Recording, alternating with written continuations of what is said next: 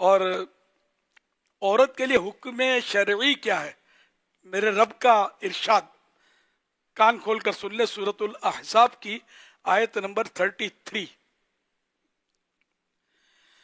وَقَرْنَ فِي بُيُوتِكُنَّ وَلَا تَبَرَّجْنَ تَبَرُّجَ الْجَاهِلِيَّةِ الْأُولَى وَأَقِمْنَ الصَّلَاةَ وَآتِينَ الزَّكَاةَ وَأَطِعْنَ اللَّهَ وَرَسُولَهُ۔ آسان ترجمہ قرآن کنز العرفان۔ اور اپنے گھروں میں ٹھہری رہو اور بے پردہ نہ رہو جیسے پہلی جاہلیت کی بے پردگی، اور نماز قائم رکھو اور زکوٰۃ دو اور اللہ اور اس کے رسول کا حکم مانو۔ حدیث پاک بھی سنیے، حضرت سیدنا انس رضی اللہ تعالیٰ عنہ فرماتے ہیں کہ رسول اللہ صلی اللہ علیہ وسلم کی بارگاہ علی میں عورتیں حاضر ہوئیں اور انہوں نے عرض کی، یا رسول اللہ صلی اللہ علیہ وآلہ وسلم، مرد اللہ پاک کی راہ میں جہاد میں شریک ہو کر فضیلت لے گئے اور ہمارا تو کوئی ایسا عمل نہیں جسے بجا لا کر ہم مجاہدین کا درجہ پا سکیں۔ حضور پاک صلی اللہ علیہ وآلہ وسلم نے ان سے ارشاد فرمایا، تم میں سے جو اپنے گھر میں ٹھہری رہے وہ ان مجاہدین کا درجہ پائے گی جو اللہ پاک کی راہ میں جہاد کرتے ہیں۔ حوالہ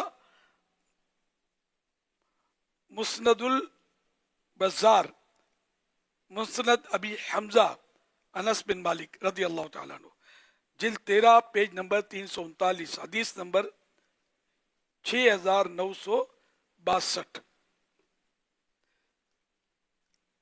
تو یوں مطلب گھر میں ٹھہری رہنا یہ عورت کے لیے انصب، اور بلا ضرورت نہ نکلنا انصب، اور نکلے تو بھرپور پردے کے ساتھ سارا بدن ڈھکا ہوا ہو، اور اپنی آواز کو بھی چھپائے کہ آواز بھی عورت ہے، اس کو بھی چھپانا ہے، بلا ضرورت غیر مرد سے بات نہ کرے۔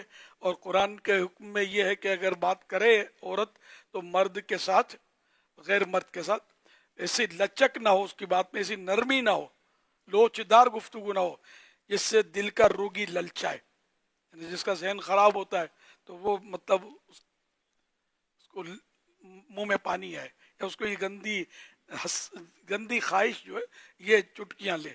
تو بہرحال عورت حیا اس کا زیور ہے، اور چار دیواری اس کا مسکن ہے۔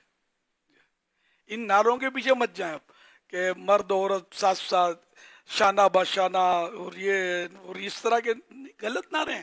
ہم مسلمان ہیں، مسلمان سے بات کرتا ہوں، اب جو مسلمان نہیں ہے تو میں اس سے اس وقت مخاطب نہیں ہوں۔ میں نے ابھی آپ کو آیت سنائی کہ قرآن کریم کہتا ہے وَقَرْنَ فِي بُيُوتِكُنَّ وَلَا تَبَرُّجْنَ وَلَا تَبَرَّجْنَ تَبَرُّجَ الْجَاهِلِيَّةِ الْأُولَى، اور اپنے گھروں میں ٹھہری رہو اور بے پردہ نہ رہو جیسے پہلی جاہلیت کی بے پردگی۔ قرآن کہہ رہا ہے، میں اپنی گھر کی بات تھوڑی کر رہا ہوں۔ اور مسلمان کے لیے قرآن سے کوئی بڑھ کر ہو تو پوچھو بھی کیوں کہ کوئی ہو تو بتاؤ، ہے ہی نہیں۔ ہاں، قرآن اور حدیث ہمارے لیے حرف آخر ہیں۔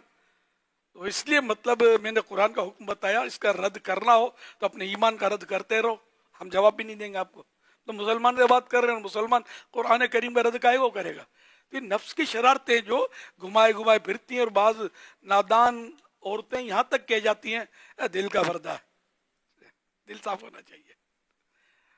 اب معاذ اللہ اگر یہاں مراد یہ کہ دل کا پردہ یہ کہہ رہی ہے کہ ظاہری پردے کی ضرورت ہی نہیں ہے، یا شریعت نے جو پردہ فرمایا ہے، دیکھو برقع ہی شرط نہیں ہے، پردہ شرط ہے، اسلامی پردہ جو صرف چادر سے بھی ہو جائے گا، سادہ سی چادر ہو، دیدہ زیب اٹریکٹیو چادر سے پردہ یا اٹریکٹیو برقعے سے پردہ، یہ خطرناک ہے،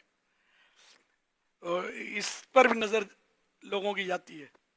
تو بہرحال تو یہ کہ صحیح پردہ ہو، اسلامی پردہ ہو، یہ شریعت یعنی مقصود، شریعت کا مقصود ہے یہ ہونا ضروری ہے، اور یہ آج کل بہت کم ہو گیا ہے.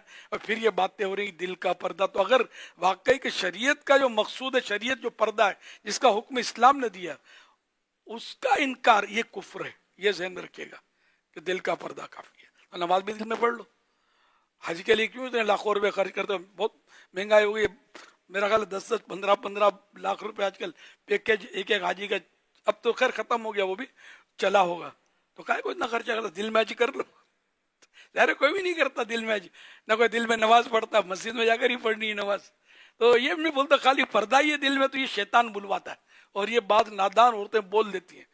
تو یہ لبرل لوگ اور اس طرح کے لوگوں کے چکر میں نہیں ہیں جو شانہ بشانہ اور دل کا وردا. نہ ہم قرآن و حدیث کو ماننے والے ہیں، اور جو علماء اہل سنت ہم کو بتاتے ہیں قرآن و حدیث کے ذریعے باتیں، ہم ان کو سمجھنے والے ہیں.